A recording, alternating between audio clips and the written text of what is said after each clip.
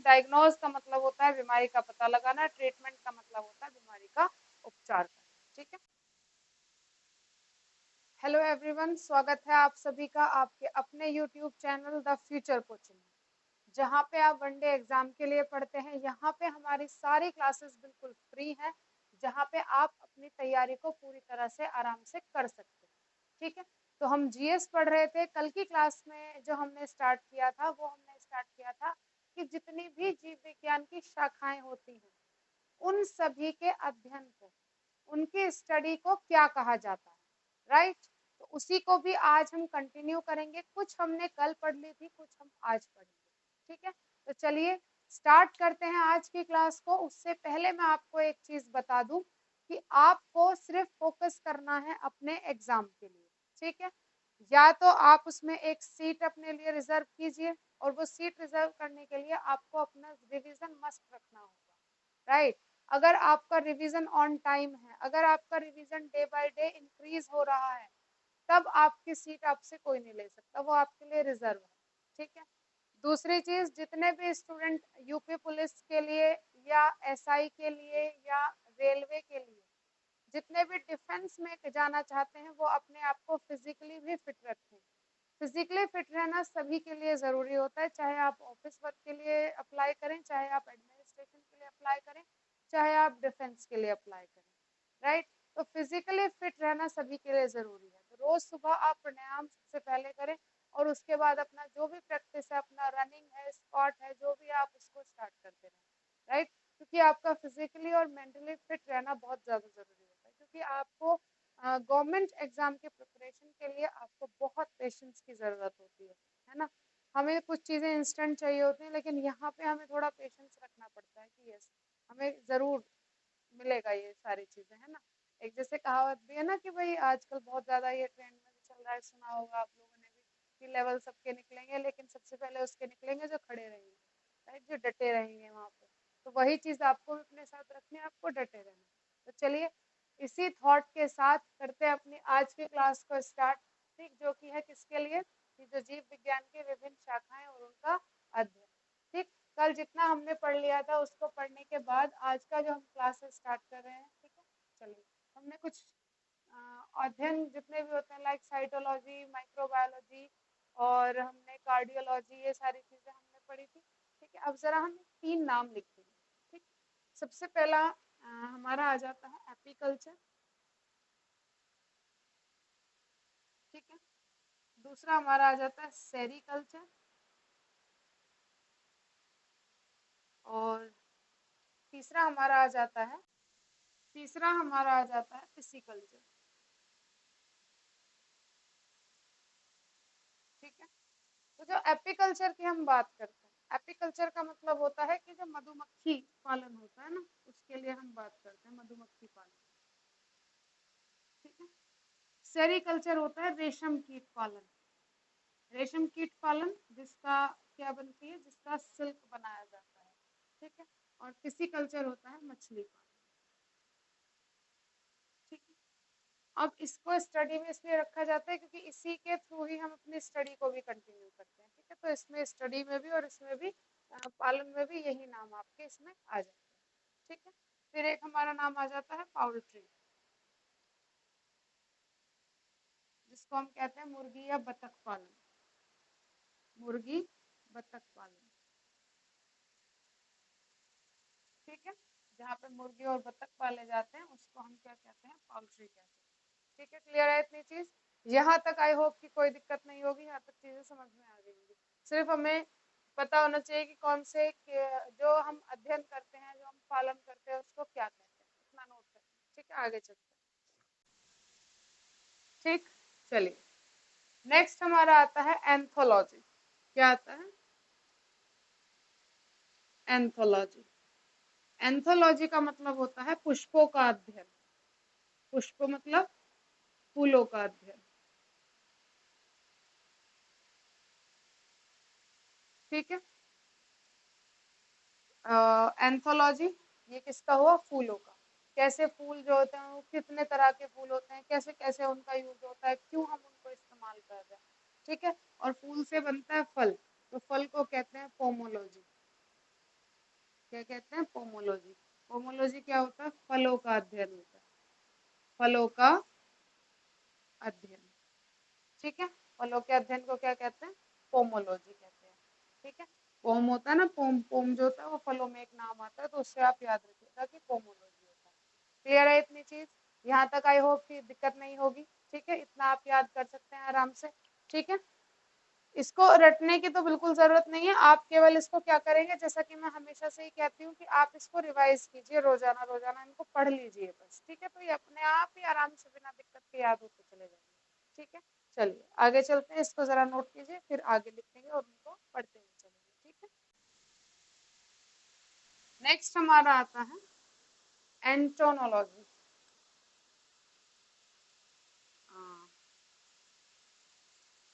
ठीक है, एंटोनोलॉजी। एंटोनोलॉजी का मतलब होता है जो कीट होते हैं, इंसेक्ट्स। ठीक है, कीट मतलब इंसेक्ट्स,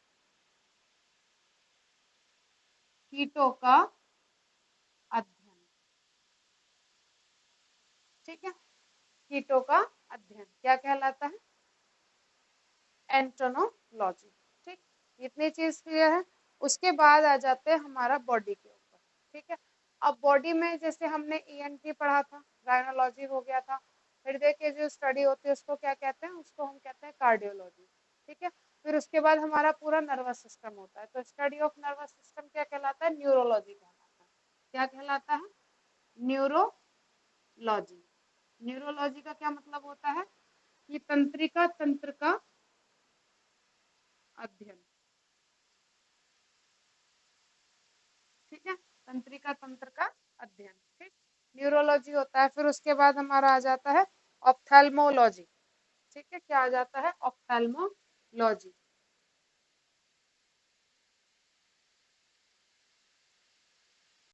ठीक है, क्या आया? ऑप्थेल्मोलॉजी। ऑप्थेल्मोलॉजी का क्या मतलब होता है? कि जो हमारी आंखें होती हैं, ठीक है, आंखों का अध्ययन। ठीक, अब उसमें आंखों में चाहे कोई रोग हो या कुछ भी हो, सारी चीजें किस में आ जाती हैं? ऑप्थेल्मोलॉजी में आ जाती है। क्लियर है इतनी चीज? नर्वस सिस्टम का समझ में आ जाता है। ठीक है, आपको हृदय की जो संरचना है वो समझ में आ जाती है। ठीक, ये सारी चीजें इतनी हो जाती हैं। उसके बाद आती है पैथोलॉजी। पैथोलॉजी, पैथोलॉजी का मतलब होता है रोगों का अध्ययन। किसका? रोगों का अध्ययन। रोग, डिजीज, कोई भी डिजीज हो सकती है, उसको डायग्नोज करने का जितना भी प्रोसीजर होता है उसको सबको क्या कहते हैं? पैथोलॉजी कहते हैं। ठीक है, यहाँ तक चीजें समझ आती हैं। नेक्स्ट पर चलते हैं। ठीक, नेक्स्ट, नेक्स्ट हमारा आ जाता है एपिडेमियोलॉजी। ठीक है, एपिडेमियोलॉजी। एपिडेमियोलॉजी का क्या मतलब होता है? पूरा एपिडेमिक जितना भी हो जाता है, दैट मीन महामारी। ठीक है, महामारी का अध्ययन।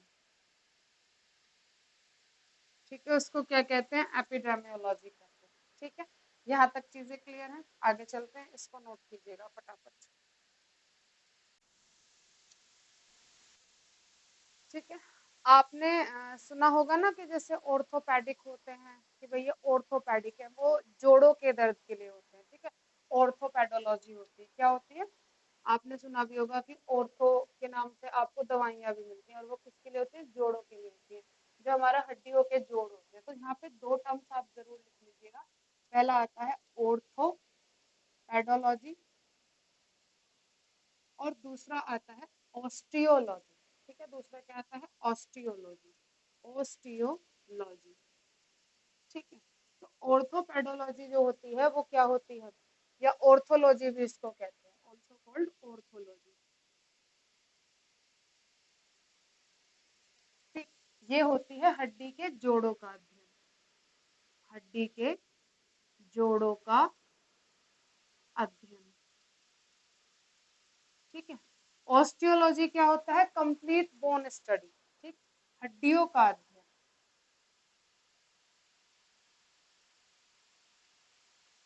ठीक है, तो कंप्लीट हड्डियों का जो अध्ययन कहलाता है, दैट इज द ऑस्टियोलॉजी। ऑर्थोपेडोलॉजी या ऑर्थोलॉजी कहलाता है हड्डियों के जोड़ों का अध्ययन। आपने सुना होगा ना कि डॉक्टर ऑर्थो के नाम से एक दवाई आती है, और वो किसके लिए काम करती है? घुटनों के, एल्बो के, जितने भी आपके जॉइंट्स होते हैं उन सब में पेन के लिए वो काम करती है। तो ऑर्थोपेडोलॉजी या ऑर्थोलॉजी, उसी के लिए आप टर्म को यूज करेंगे। ऑस्टियोलॉजी काम करता है किसके लिए? हड्डियों का अध्ययन पूरा क्या कहलाता है? ऑस्टियोलॉजी कहलाता है। ठीक है, नेक्स्ट आता है ऑस्टियोलॉजी के बाद हमारा नेक्स्ट आता है मायोलॉजी। क्या आ जाता है? मायोलॉजी। हड्डियों के जो कवर किया हुआ है वो किसने कवर किया? मसल सिस्टम ने। तो मायोलॉजी क्या हुआ? मांसपेशियों का अध्ययन, मांसपेशियों का अध्ययन। ठीक है, फिर थोड़ा सा हम लीक से हटके बात करते हैं कॉस्मोलॉजी। ठीक, कॉस्मोलॉजी। कॉस्मोलॉजी का क्या मतलब होता है? कॉस्मिक एरिया होता है ना, कॉस्मिक एरिया जहाँ पे कोई वेव काम नहीं करती, मतलब ब्रह्मांड। ब्रह्मांड, ब्रह्मांड का अध्ययन। ठीक है, वो क्या कहलाता है? कॉस्मोलॉजी कहलाता है। ठीक, ऐसे ही आ जाता है जियोलॉजी, या कहते हैं जियोग्राफी। तो जियोग्राफी क्या होता है? जो भी आपका पूरा एरिया होता है, पूरा आपका नेचुरल लैंड एरिया जो होता है, जो बिल्कुल जमीनी एरिया जो होता है, उसको जियोग्राफी कहते हैं। जियोग्राफी का मतलब पूरा एनवायरनमेंट, वातावरण का, जो आप पूरे वातावरण का। ठीक है, तो जियोग्राफी का मतलब क्या हुआ? कि जो आपका क्या है? जियो यानी कि ग्लोब है। ठीक है, अर्थ है। ठीक, तो पूरी धरती का अध्ययन जो होता है, धरती का अध्ययन, ये किस में आता है? ज्योग्राफी में आता है। फिर आता है इन्वायरमेंटल स्टडी।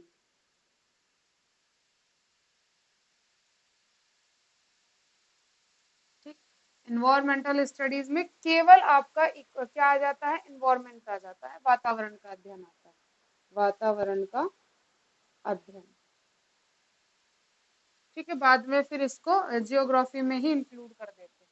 क्लियर है इतनी चीज? ठीक है, यहाँ तक क्लियर है? इतना नोट करेंगे, आगे चलते हैं। ठीक, सबसे लास्ट में हम बात करते हैं किसकी? ब्लड की।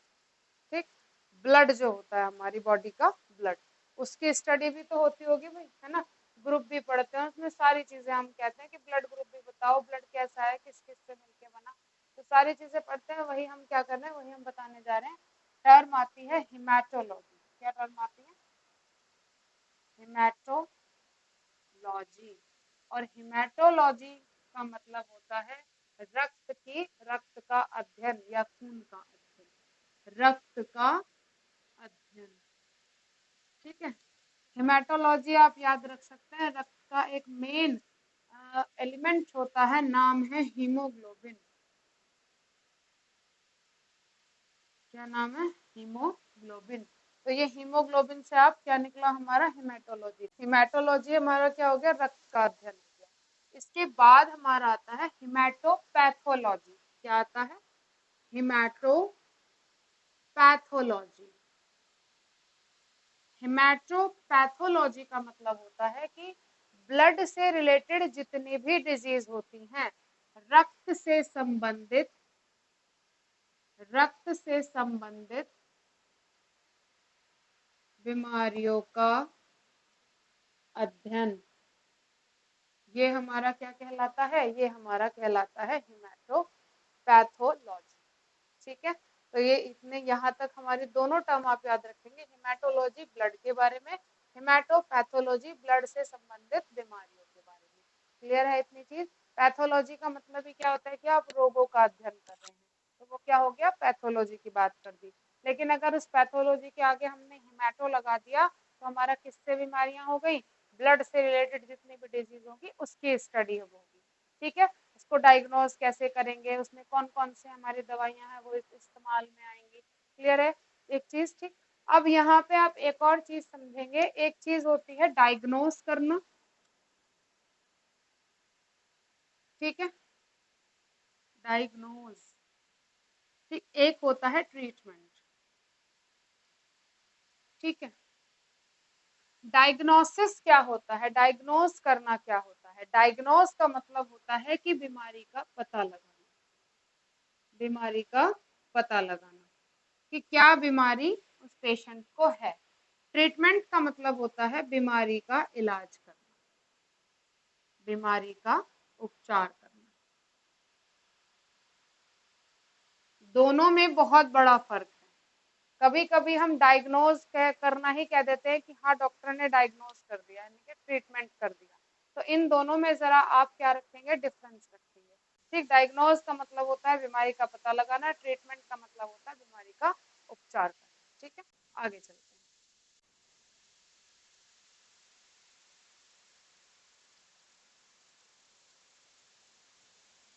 नेक्स्ट लिखेंगे ओडोंटोलॉजी। ओडोंटोलॉजी, ओडोंटोलॉजी का मतलब होता है दांतों का अध्ययन, दांतों का अध्ययन। दांतों का अध्ययन क्या कहलाता है, ओडोंटोलॉजी। ठीक है, ऑर्थोपेडोलॉजी, ऑस्टियोलॉजी, ओडोंटोलॉजी, तीनों में बहुत कंफ्यूजन होता है, तो तीनों को जरा ध्यान से पढ़ना। ठीक है, पता चल रहा है ओडोंटोलॉजी आपने बता दिया हड्डियों का और ऑस्टियोलॉजी आपने बता दिया दांतों का। ठीक है, तो ऐसे गड़बड़ उल्टा पुल्टा मत करना। जो ऑस्टियोलॉजी होता है वो हड्डियों का अध्ययन होता है और जो ओडोंटोलॉजी होता है वो दांतों का अध्ययन होता है। क्लियर है इतनी बात? ठीक है, और फैलो जहाँ पे आ जाएगा वो आंखों की बात आ जाएगी, राइनो जहाँ पे आ जाएगा वो नाक, आंख, कान और गले की बात आ जाएगी। ठीक है, मायोलॉजी फॉर मसल। ठीक है, इतनी चीज क्लियर है। हार्ट स्टडी जो होती है वो कार्डियोलॉजी कहलाती है, ब्लड स्टडी जो होती है वो हेमाटोलॉजी कहलाती है। ब्लड से रिलेटेड बीमारियां जो होती हैं वो आपकी क्या कहलाती हैं, वो कहलाती हैं हेमाटोपैथोलॉजी। क्लियर है इतनी चीज? यहाँ तक कोई दिक्कत कोई परेशानी? ठीक है, तो चलिए ये जो हमारा आज का स्टडी वाला पोर्शन है यहाँ पे खत्म होता है। आज की क्लास में हम इतना ही रखेंगे, मिलते हैं नेक्स्ट क्लास में एक नए टॉपिक के साथ। तब तक के लिए बने रहिए हमारे साथ, देखते रहिए द फ्यूचर कोचिंग में, अपने क्लासेस को देखते रहिए जो कि कम्प्लीटली फ्री है। And do subscribe and share for the channel. ठीक है, थैंक यू सो मच।